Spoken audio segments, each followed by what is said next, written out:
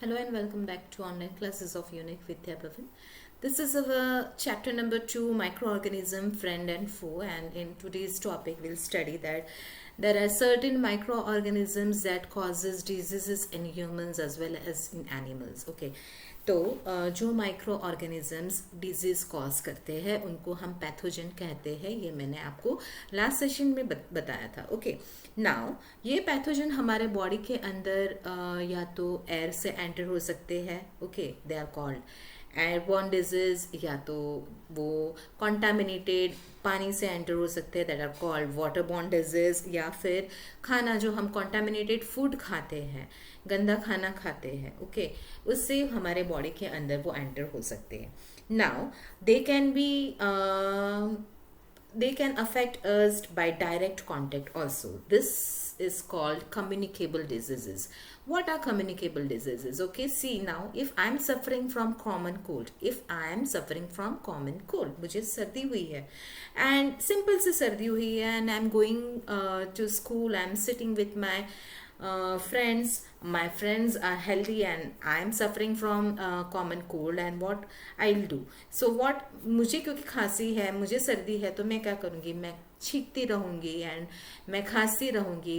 Now when I will cough or when I will sneeze, along with when every sneeze a droplet will come out from my nose, with every cough a droplet will come out from my mouth, and each drop which is coming out from me has thousands and hundreds of viruses.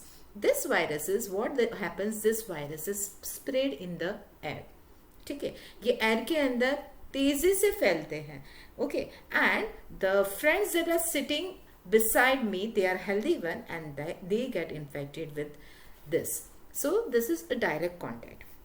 ठीक है, direct contact से इस तरह से because I am suffering from this cold and cough and my friends are healthy and I made them disease because I have already disease producing microbes in my body and I have made them infected. And in the same way if you see, अगर आपको सर्दी हुई है आपके घर में, धीरे धीरे आप जिसके भी कॉन्टेक्ट में आओगे, अगर आपने प्रिकॉशन नहीं लिया, आपने मुंह के ऊपर कुछ रखा नहीं, हैंकी रखा नहीं, या खांसते वक्त आपने अपना मुंह ढका नहीं, ऑब्वियस है कि वो सारे जो जर्म्स है वो ड्रॉपलेट इन्फेक्शन की वजह से एयर में फैलेंगे, और एयर में फैलने के बाद वो हेल्दी पर्सन्स के जो सराउंडिंग में है उसको इन्फेक्ट करेंगे and all those person will get disease. Okay, then there are certain animals and there are certain insects which acts as a carrier. Carrier यानी अपने साथ डिजीज प्रोड्यूसिंग पैथोजन को कैरी करना इज कॉल्ड कैरियर. ओके, एक best example मैं आपको देती हूँ हाउस फ्लाई का. हर किसी के घर में हाउस फ्लाई होती है, ठीक है.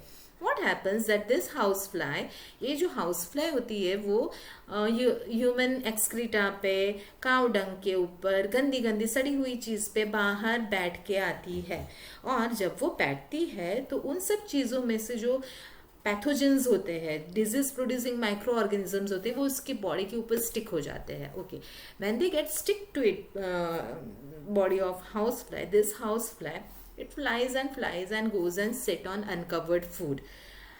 जो बाज़ार में होटल्स होती है, जो होटल में हाइजीन प्रीफर नहीं करते हैं, वहाँ पे खुला हुआ फूड होता है, खुले हुई सब चीज़ें होती है, वहाँ पे ये हाउस फ्लाई जाके बैठती है. And all the pathogens that are present on the body of housefly, they sit on that, they comes out from that and they entered the food. Now after entering the food, they contaminate the food. उसने food को, वो सारे pathogens ने food को खराब कर दिया. This houseflies act as a carrier. Carrier उसको इसलिए बोलते हैं क्योंकि वो गंदी चीज़ पे बैठ के वो गंदे माइक्रो ऑर्गेनिजम्स अपने साथ कैरी करती है, और एक अच्छे खाने के ऊपर बैठकर उसके ऊपर पूरे वो सारे माइक्रो ऑर्गेनिजम्स गिरा देती है, और इस तरह से वो फूड को गंदा करने का काम करती है. और वही गंदा फूड जब हम खाते हैं, when we eat that food, we feel sick. Okay, हमको खाने के बाद कुछ होने लगता है, and we may suffer from diarrhoea and vomiting, and we may suffer from fever also. So it acts as a carrier. The another carrier I'll give you example is malarial parasite Plasmodium, ठीक है। तो हम सबके घर में मच्छर होते हैं जो हमको काटते हैं, okay. The mosquito which is responsible for producing disease like malaria is called, उस मॉस्किटो को बोलते हैं Anopheles mosquito, and that is a female one. Male वाला जो मॉस्किटो है वो कभी नहीं काटता है। Female Anopheles mosquito, Anopheles mosquitoes bites because it carries a carrier in its body, वो कैरियर पैरासाइट है, ठीक है। Now parasite is present in our body also, ठीक है। अवर बॉडी में सबके बॉडी में नहीं प्रेजेंट होता, किसी किसी को जो बीमार होते हैं उसके बॉडी में पैरासाइट होता है। पैरासाइट का काम क्या होता है, वो जिस किसी के बॉडी में प्रेजेंट होता है उसकी बॉडी में से बॉडी को वो खोखला कर देता है। तो क्या होता है, ये जो फीमेल एनोफिलिस मॉस्किटो होता है उसके अंदर ये पैरासाइट प्रेजेंट होता है, डिजीज प्रोड्यूसिंग, मलेरिया प्रोड्यूस करने वाला पैरासाइट, जिसको नाम दिया गया है प्लाज्मोडियम। पैरासाइट का नाम है प्लाज्मोडियम। तो जब भी ये फीमेल एनोफिलिस मॉस्किटो एक हेल्दी पर्सन को काटती है, तो जब वो उसको काटती है तो वो प्लाज्मोडियम जो है वो उस हेल्दी पर्सन के ब्लड के अंदर वो इंजेक्ट करती है।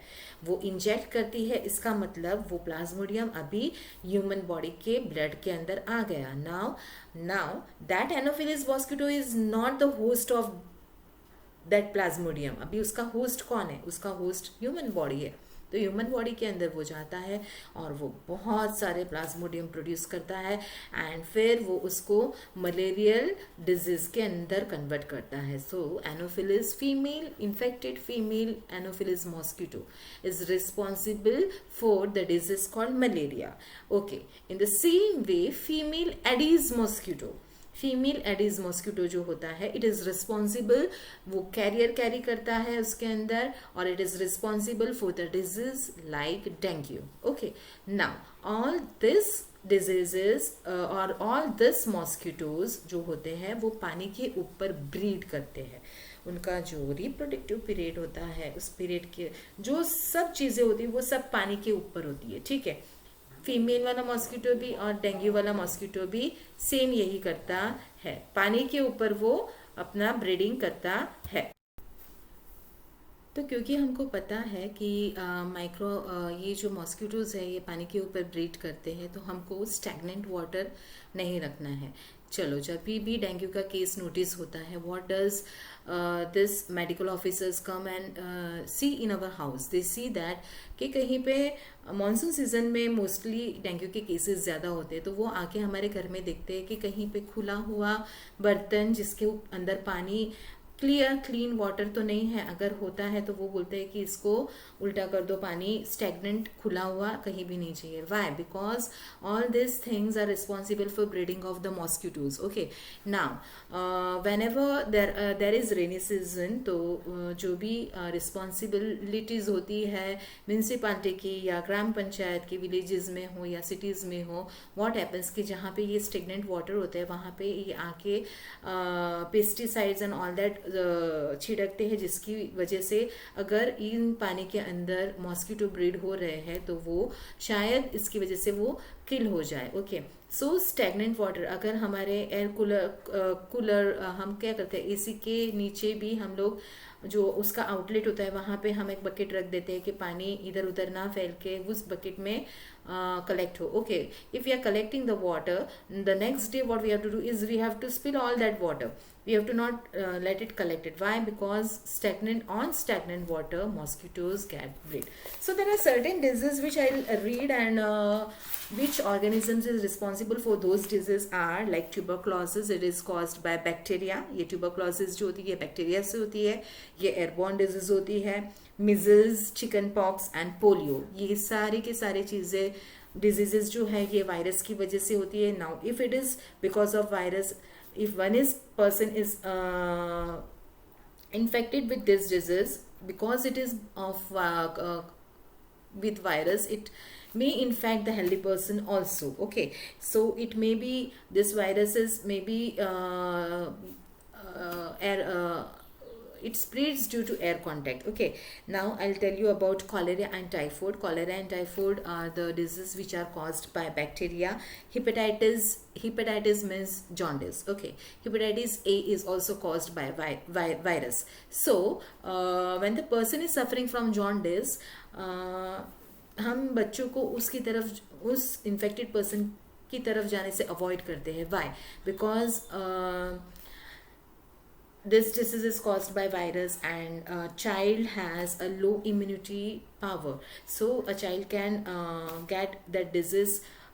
तुरंत वो चाइल्ड इन्फेक्ट हो सकता है उस डिजीज से. इसलिए हम प्रिफर करते हैं कि जिस पेशेंट को जॉन्डिस है उसके पास सिर्फ एक ही पर्सन रहे जो पहले से लास्ट तक वही पर्सन उसके पास रहेगा. Okay, so this disease can't be spread. And then is called malaria. Malaria जो होता है वो प्रोटोजुआ से होता है. So there are different diseases, different way of their transmission. Okay, now in next chapter we'll study that how next session we'll study something different. And in this way we have studied in this chapter that microorganism, apart from being friend, they are enemies also for us. So if they are friendly to us, they are harmful to us also.